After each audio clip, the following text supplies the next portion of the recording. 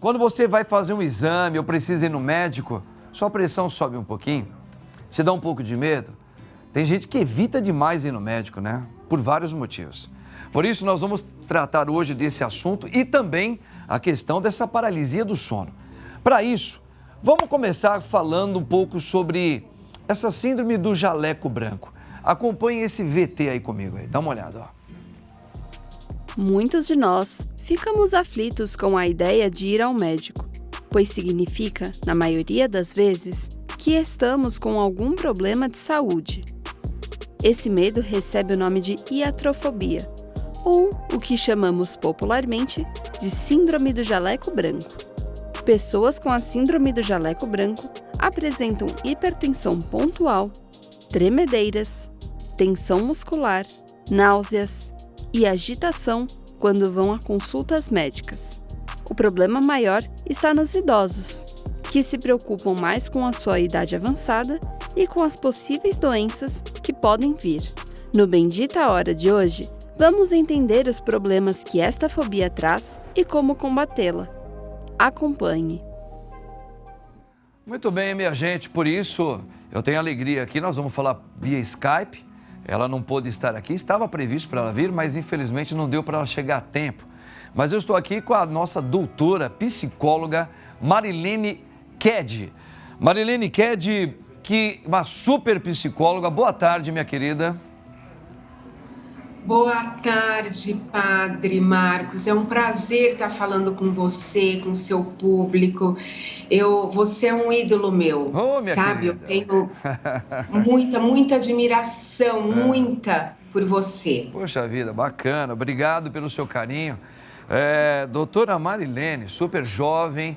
Olha, nós começamos aqui abrindo um assunto que eu mesmo, Marilene, eu mesmo sou uma dessas pessoas que, toda vez que eu preciso fazer um exame, ou preciso procurar um médico, alguma coisa assim, eu já reparei que sobe a minha pressão, eu fico um pouco tenso e eu não sei explicar o porquê, né? Eu não sei realmente qual é a origem disso e eu sei que eu sou mais um de milhares e milhares de pessoas que quando sabe que precisa estar indo ou está chegando o médico, o coração dispara, a gente começa a ficar nervoso. Marilene, dentro da grande psicologia, estudando, né, a psicologia humana, por que nós temos, às vezes, esses tipos de comportamento, né? Que, é tão bom, teoricamente era para ser o contrário. A gente não está passando bem. Eu vou diante de uma pessoa que estudou, né, que se capacitou para cuidar da minha doença, mas quando a gente chega perto do médico, a gente fica mais tenso. Por que dentro da psicologia, o que acontece com a nossa mente, com a cabeça, com o coração da gente? Padre, para você ver como a base emocional é tudo, né? Ela influencia em tudo. A síndrome do jaleco branco é um transtorno psicológico que acomete muitas pessoas de todas as idades. É um medo irracional e exagerado de médicos, de dentista, de tudo que se relaciona à equipe médica, tratamento, injeção. Então, a pessoa tem medo de tudo isso. Que pode estar relacionado, cada caso é um caso, as causas variam, a intensidade também varia, tá? Mas pode estar relacionado a experiências traumáticas, aquilo que a pessoa associa, né, do médico, como que ela vê, as inseguranças que ela tem, medo de tratamento, medo de doença, medo de diagnóstico. As pessoas que têm essa síndrome do jaleco branco, elas ficam, ao mesmo tempo que elas ficam procurando doença, né, assim, preocupadas, qualquer sintoma elas já ficam desesperadas. O pavor acontece exatamente pelo medo de ir ao médico e ficam postergando isso e muitas vezes a doença vai se agravando.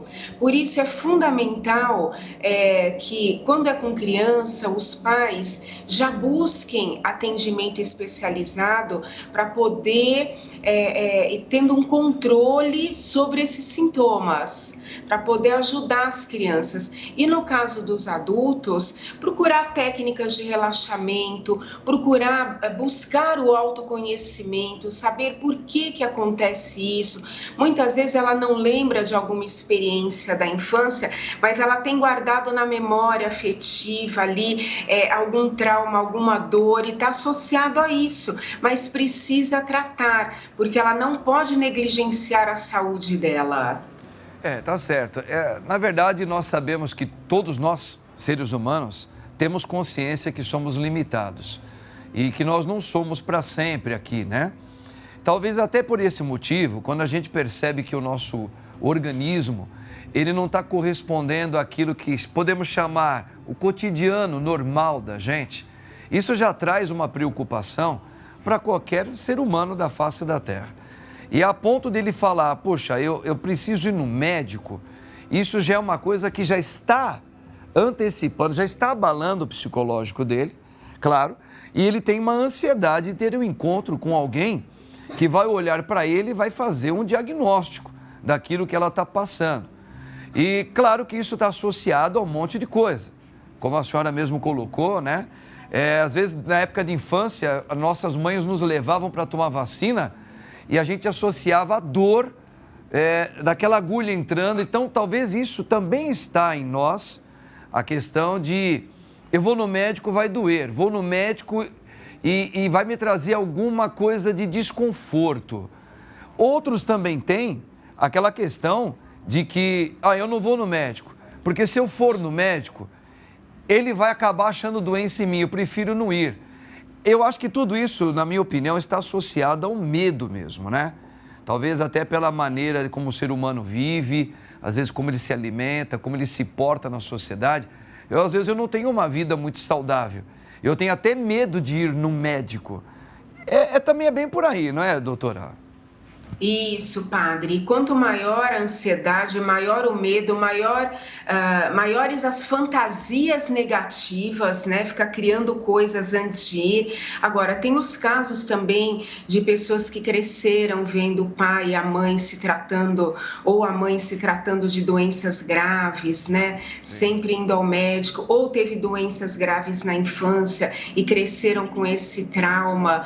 Então, é preciso trabalhar essa causa, superar isso, né? Para que isso não leve a outros tipos de fobias, outros tipos de transtornos ao longo da vida, porque tudo que aquilo que não é tratado vai dando abertura para outras doenças mentais, outras doenças físicas, outros sintomas, outros agravantes. Pessoas também dependentes químicos também têm muito da síndrome do jaleco branco, precisam de tratamento especializado. Façam técnicas, né? Essas pessoas que têm a síndrome, busquem técnicas de relaxamento, de autoconhecimento, de se ajudar mesmo, e também a psicoterapia, que vai ajudar muito. E em alguns casos, dependendo do grau dos sintomas, necessita de tratamento médico também com psiquiatra. Mas o padre está conversando aqui com a nossa querida psicóloga Marilene. Gente, olha, Marilene, você está convocada, você vai sair mais cedo na próxima vez que o padre chamar você, porque eu quero você aqui presente pra gente tomar um café juntos, pô.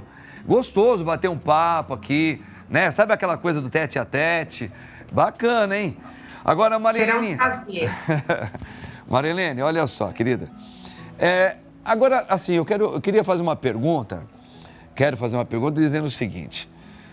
Se está associado ou não, agora, em hipótese alguma, eu quero colocar aqui dúvidas em relação ao profissional médico ou médica, né, que estudou bastante, sabe? Mas eu me lembro quando eu era criança que alguns médicos não tinha muito essa questão de especialista nisso, naquilo. Você ia no médico, o médico ele te dava um diagnóstico, ele tinha que tocar em você, ele queria pesar você, ele ia ver se você estava com febre, abria sua boca, ele apertava você, ele ia escrevendo, e ele tinha como auxílio um exame que ele ia pedir depois. E as pessoas parecem que se sentiam mais confortáveis perto de algumas maneiras como esses profissionais faziam, né? Tinha aqueles médicos que iam em casa, também muitas famílias tinham essa possibilidade. E a gente vê hoje algo assim um pouco mais distante. E as pessoas parece que elas vão no médico, e a maioria, não todas, falam assim, eu já sei que vai chegar lá, eu vou falar o que eu tenho, ele nem vai olhar direito para mim e vai pedir exame. E aí no exame, até chegar o resultado, para mostrar para ele, dá uma angústia na pessoa.